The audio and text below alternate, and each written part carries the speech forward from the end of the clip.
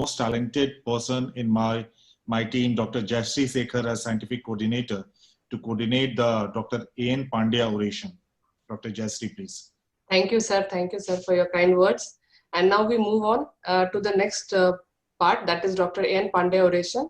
And before we begin, I would like to call the chairpersons, Dr. S.K. Rungta, sir, Dr. Pranav Ranjan, sir. I can see them already here.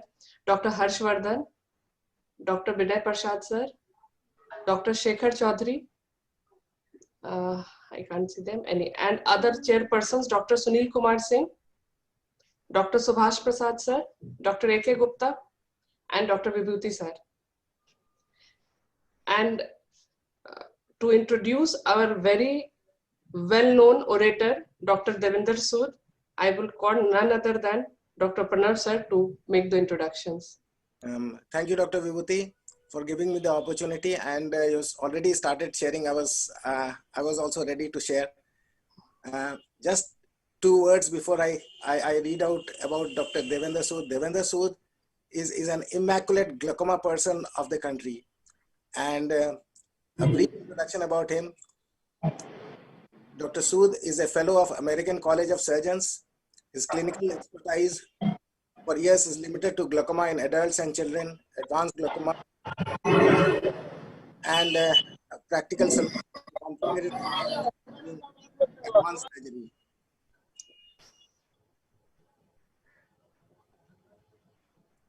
Please go ahead. And a postgraduate from Maulana Azad Medical College, New Delhi, fellow in general ophthalmology from Arvind Eye Hospital, Madurai, and a glaucoma fellow from L.V. Prasad Eye Institute, Hyderabad. He has also completed 3 years clinical fellowship in glaucoma from Glaucoma Imaging Center in New Delhi. He has been a visiting professor in glaucoma to the Ruperto Carola University in Heidelberg, Germany, and honorary professor glaucoma in Department of Vision, University of Bern, Switzerland. Next slide, please.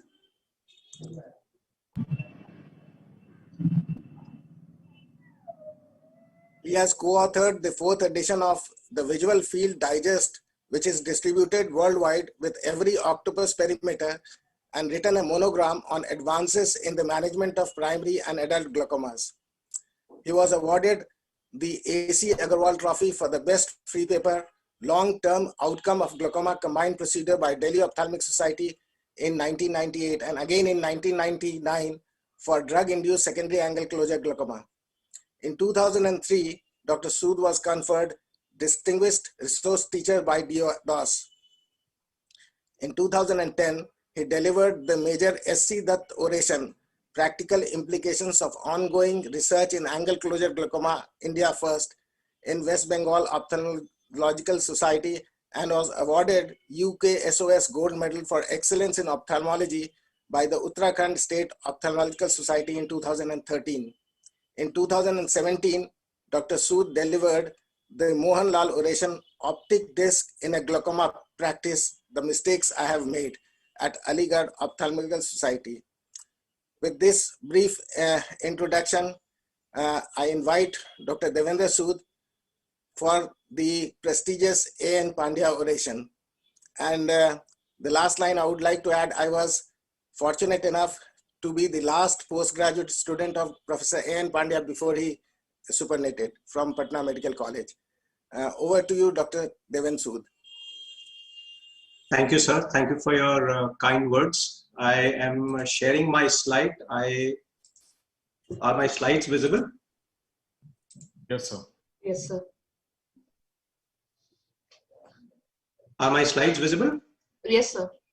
And you can hear me nice and clear. So thank you very much, everyone. It's actually a pleasure and a privilege and an honor to deliver the Professor A.N. Pandya oration for 2020. Professor S.K. Rungta, the President, Dr. Sunil Kumar Singh, the Secretary, and Dr. Vibhuti Sinha, the Chairman of the Scientific Committee for the Bihar Ophthalmological Society, Dr. Pranav Ranjan, Dr. Harshvardhan, Dr. Binay Prasad, Dr. Shekhar Chaudhary, Dr. Subhash Prasad, and Dr. A.K. Gupta. Thank you very much, and good afternoon, everyone. You know, Indian ophthalmology is at a high, thanks to the stalwarts and the work done by people like Professor A.N. Pandya, who has been the president of the All India Ophthalmological Society, the Bihar Ophthalmological Society, the Eastern Zone Ophthalmological Society. The work that he has done is mind-boggling in not just Asia, but Southeast Asia. And he has been honored with the Lifetime Achievement Award by the All India Ophthalmological Society and the Eastern Zone Ophthalmological Society. He has also been a recipient of the Rashtriya Gaurav Award. So with this, let's move on to the Professor A.N. Pandya oration. And the concept of equanimatous was first introduced by Sir William Osler in 1889 at the Pennsylvania School of Medicine while he was addressing a convocation of young doctors. He talked about imperturbability, which in the context of medicine would be clarity of thought during moments of peril, and apathy for absence of emotions. Perhaps in 2020, we can replace apathy with metropathia for measured or moderated emotions.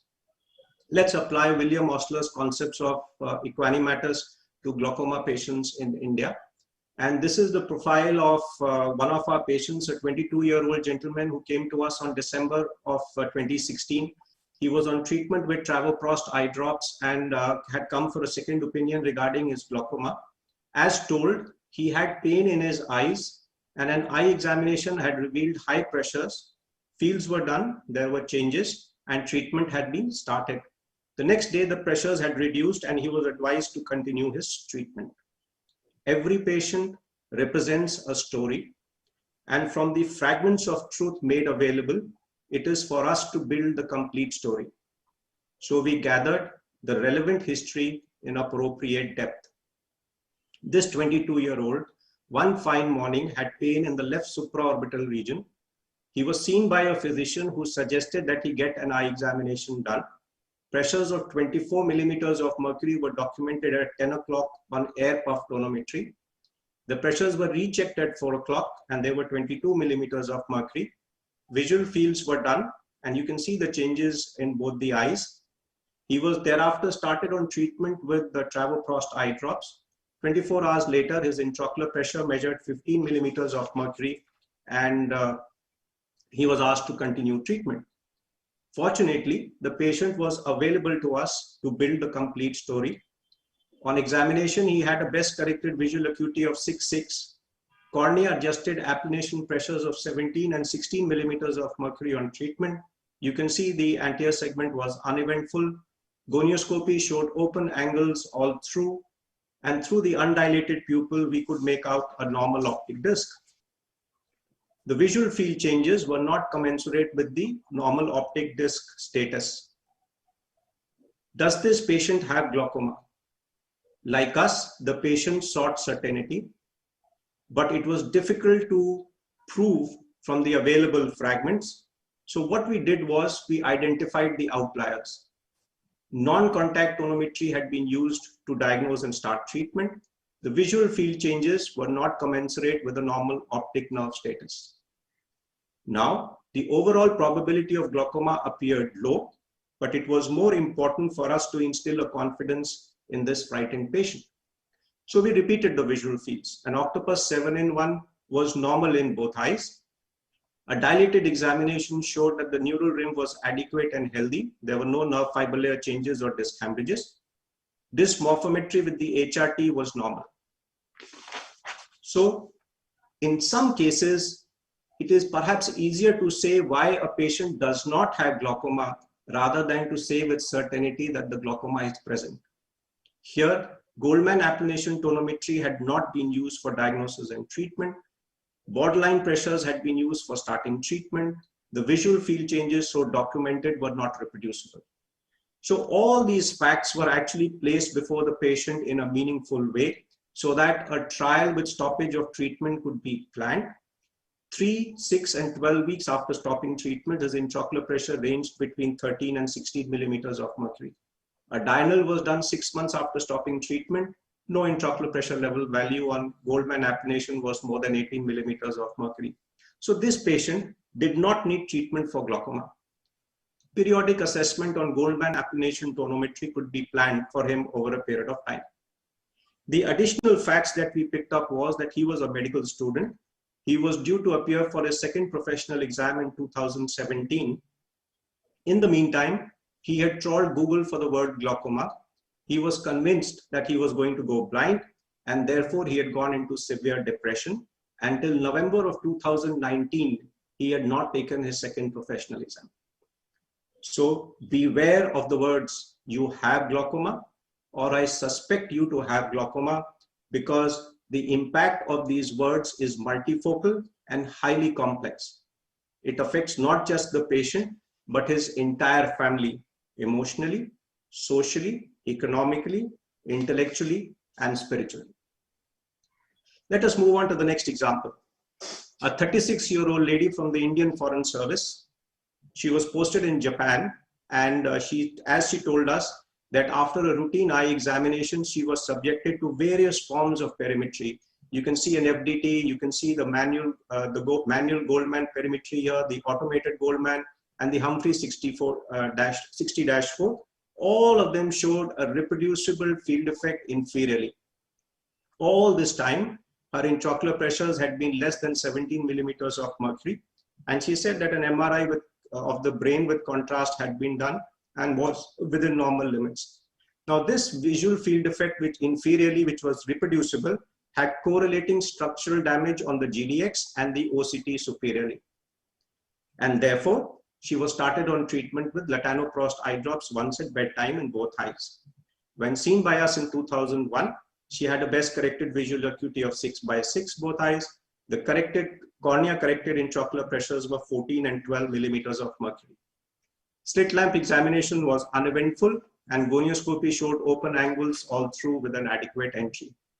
The discs in the right eye were normal, and therefore the fields were normal. In the left eye, there appeared to be a thinning of the superior neural rim with correlating functional loss on the Humphrey and the Octopus 30-degree program. We looked carefully at the left eye, and we found that there was a superior nerve fiber layer change, which was better seen with red-free photographs. So this patient had structural damage to the optic nerve in the left eye superiorly, correlating functional loss inferiorly on perimetry, and this patient fulfilled the criteria for disease. But the question in this case was, does treatment need to be continued? Like us, the patient sought certainty, and it was difficult to contradict this on the basis of the available information. But Equanimatus is about applying your knowledge coupled with your experience, and it was actually staring at us in the face. This young lady had small size optic discs. Right eye was normal, but in the left eye, there was a relative superior entrance of the central retinal artery, and there was a double ring sign. What we were looking at was a congenital anomaly of the optic nerve, mimicking the structural and functional loss of glaucoma. This was a superior segmental optic nerve hypoplasia. We repeated the radiological imaging, and these findings, the small size optic nerve was confirmed. Now, it was all about placing facts before the patient in a meaningful way. After all, time only would prove us to be right or wrong. So after stopping treatment, 3 months, 6 months, and 12 months after stopping, the intraocular pressures ranged between 11 and 15 millimeters of mercury. Diurnals were done at 6 months, 1 year, 2 years, 3 years, and 5 years later. No intraocular pressure reading was more than 16 millimeters of mercury. After stopping treatment in 2001, fields were repeated periodically. ISU trend analysis 2001 to 2015 showed no change over time. Similarly, HRT without treatment was done from 2001 to 2017 and showed no change over time. So this patient, because we were clinging to basics, was able to do without treatment, and there was no deterioration. So remember, congenital anomalies of the optic disc can mimic the structural and functional loss from glaucoma. As physician ophthalmologists, we all have our heroes. Heroes like Professor E.N. Pandya, people who have taught us, people who have spent time with us in molding our thought process. Today, I would like to acknowledge Dr. R. Ramakrishna and Dr. R. Krishnadas from the glaucoma services of Arvind Eye Hospital in Madurai, Dr. G. Chandrasekhar, Anil Mandal, and Santosh Honawar from the LV Prasad Eye Institute, with whom I did my glaucoma fellowship. And a special mention for Dr. Rao, the then director of LV Prasad, because it was his suggestion that I should restrict my work only to glaucoma. And that's what I have done for the last 25 years. And Professor N.N. Sood, Professor and Head of Glaucoma Services at API Center, for the high standards of glaucoma care that he had established in our country. I had the opportunity to work with him for 22 years, and he would repeatedly emphasize to me that the glaucoma needs to be treated in the context of the patient. Our next patient is a 67-year-old lady who had come to us for an opinion regarding glaucoma surgery advised elsewhere. And as told, she was diagnosed to have glaucoma in April 2000. There was a poor control of intraocular pressure on with medical treatment, and she was advised surgery first in the right eye, followed by the left eye. So when seen by us, she was using Tibolol eye drops morning and evening, and latanoprost eye drops once at night. She was also using astazolamide tablets, but had not used them 48 hours prior to being seen by us. On examination, she had a best corrected visual acuity of 6.6. On treatment, cornea-adjusted pressures were 26 and 22 millimeters of mercury. This is what the front of the eye looked like, and the Van Herrick's actually showed shallow anterior chambers. We did a gonioscopy, and in the superior angle, there was a mid-peripheral iris going anteriorly. We indented the angles. There was no change in the right eye, but in the left eye, we could make out goniosynechiae in some parts. So this lady with a primary angle closure needed a laser iridotomy, which was done under the cover of Diamox. 3 weeks post laser, her intraocular pressures measured 12 and 15 millimeters of mercury on the same treatment that same eye drops that she was using preoperatively, Timolol twice a day and latanoprost eye drops once at night. The laser iridotomy had made the difference. Dilatation revealed normal optic discs and correlating normal visual fields. We followed her up for nearly 10 to 11 years, and all throughout her intraocular pressure ranged between 13 and 16 millimeters of mercury. Both eyes fields were stable, and the disc morphometry HRT reveal was also stable over a period of time. So this lady with an angle closure, we were able to avoid glaucoma surgery for her after the laser had been done. If every patient represents a story, it's important that the story should include the correct diagnosis. The story should describe the patient's concept. Because what are the patient's goals? Is the patient's personal situation likely to interfere with our treatment options? Now, this patient's husband was bedridden following a stroke. Her 3 children were settled abroad. She was not in favor of a glaucoma surgery. We were able to deliver to her expectations because we had followed the concept of equanimatus, of not compromising on the steps of surgery. We had gathered the relevant history in appropriate depth, made sure that we had done a slit lamp examination focusing on the Van Herrick's. We had measured applanation, Goldman applanation pressures and correlated with the corneal thickness. We had done her gonioscopy and looked at the optic disc to arrive at a working diagnosis. Visual fields or any other disc morphometric examination only corroborate or refute our diagnosis. So this basic steps of examination should never be compromised in the context of a glaucoma workup. This is again the profile of one of our patients, a 64-year-old gentleman, a diabetic with an altered lipid profile. As he told us, he had come to, this was in 2015, but he told us that he had come to us in 2011 when we had done a laser iridotomy, and from 2011 to 2015, he was religiously using latanoprost eye drops once at bedtime. He was following up with his ophthalmologist, and he was actually doing well. His grandmother had gone blind from glaucoma. So this gentleman, angle closure post iridotomy, you can see the optic discs here. In 2015, we did his visual fields. They were normal. He came back and we continued with his treatment with latanoprost eye drops. He came back to us in 2016. The fields were normal, and you can see that eye suit trend analysis was stable. Same thing was happening with the HRT. Both eyes were stable. So this young man, angle closure post-iridotomy with a family history of glaucoma, his pressures on a single drug were 18 and 16, fields were stable, and the HRT was stable. There was not much to be done. But the moment we looked at the optic disc in 2016, you can actually see that there is a very fine disc hemorrhage which is present here. Now, here's the key message here. Let me put it as in a different way, the complete story. 2011, he learned that his grandmother had gone blind from glaucoma. He got an eye checkup done. He was diagnosed to have glaucoma and a laser iridotomy was done. He has been following up very religiously with his ophthalmologist because he was very apprehensive and he was fully compliant with treatment and follow-up. He came to us in 2015. Pressures were controlled with a single drug. We suggested that he get his fields and HRT done. He came back in 2016, all was well, pressures were controlled, fields were stable, HRT was stable. But when we looked at the optic disc, we found that there was a hemorrhage implying that there was ongoing ischemic damage and this patient was progressing. Now, this patient was actually doing well if we depended only on the fields and the HRT.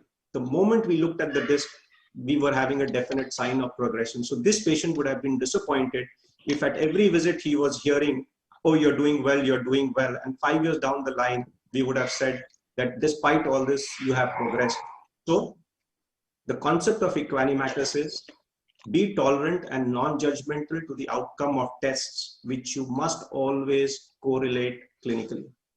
This is again another example of a 52-year-old gentleman who came to us in 2003 for a second opinion. He had an altered lipid profile, and when we examined him in 2003, we said, you have an angle closure. We went ahead and did a laser iridotomy for him, and his pressures subsequently ranged between 14 and 16 millimeters of mercury. You can see the fields of 2004, they were normal. And every year he would come back. These are the discs. He came back in regularly to us. And in August of 2015, we felt that there was a mild pallor of the optic disc in the left eye, in the right eye, but there was no afferent pupillary defect. He continued his treatment, and you can actually see the fields over a period of time. They were stable, the eye trend analysis, no change over time. He came back in December of 2015 telling us that he was having recurrent blurring of vision. At this stage, the field showed a bitemporal defect more in the left eye as compared to the right eye. The disc showed the pallor, but there was still no afferent pupillary defect. In view of the recurrent blurring of vision, the temporal pallor in the right eye, and the fields, mind you, at this stage were, the diffuse defect was showing a downward trend, explaining the mean defect change that we were seeing, but this change was not statistically significant. Because of his symptoms of blurring of vision, the pallor and the drop in non-significant drop in the visual fields, we asked for the radiological imaging of the brain, which picked up a pituitary macroadenoma, which was compressing the right cavernous internal carotid artery. So he needed surgical intervention. Once the brain surgery had been done, you can see how the visual fields had actually, the diffuse defect has improved, and so has the mean defect, and this change was statistically significant. So the point to emphasize here is glaucoma patients can develop additional diseases, a neurological disease in this case. As life expectancy is increasing, glaucoma patients are going to live longer.